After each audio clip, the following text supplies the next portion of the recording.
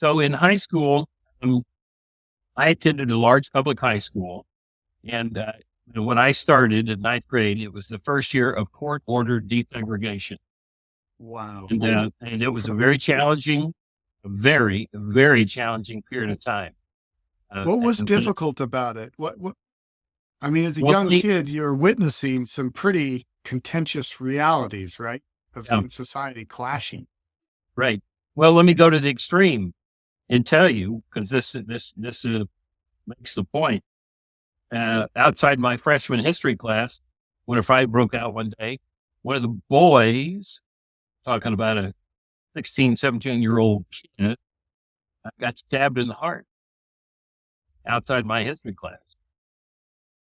So this was heavy stuff. And Was it between African Americans and whites in yeah, the yeah, fight? yeah, absolutely.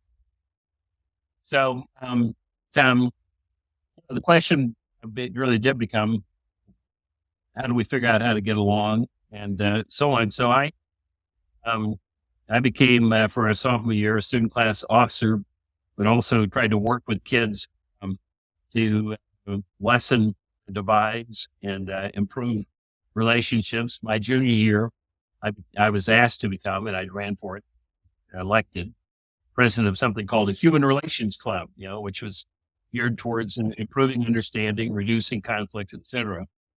And then my senior year, with a quite diverse student body, was elected president of student government, which basically was student body president, student body wide election for that. And, one of four kids running, two black guys, two white guys. I say in my book, the irony I always had there was the two black guys were both named White. English, small irony. But Renard White and Frank White, and both my classmates and both friends. But on the first ballot, with four of us running, I got 56% of the vote.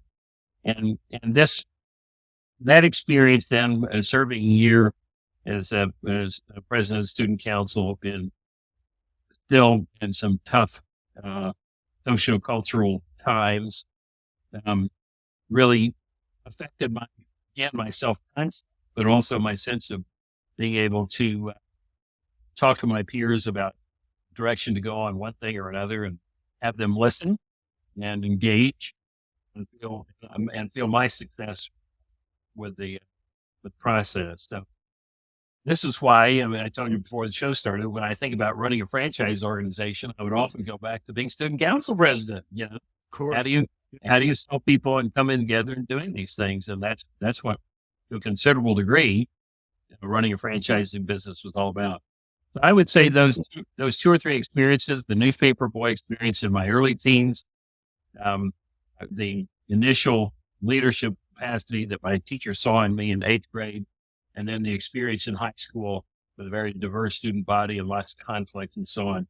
By the time I reached 18, graduated from high school, my self-concept had evolved in a lot of ways, and my belief that I could provide leadership become real.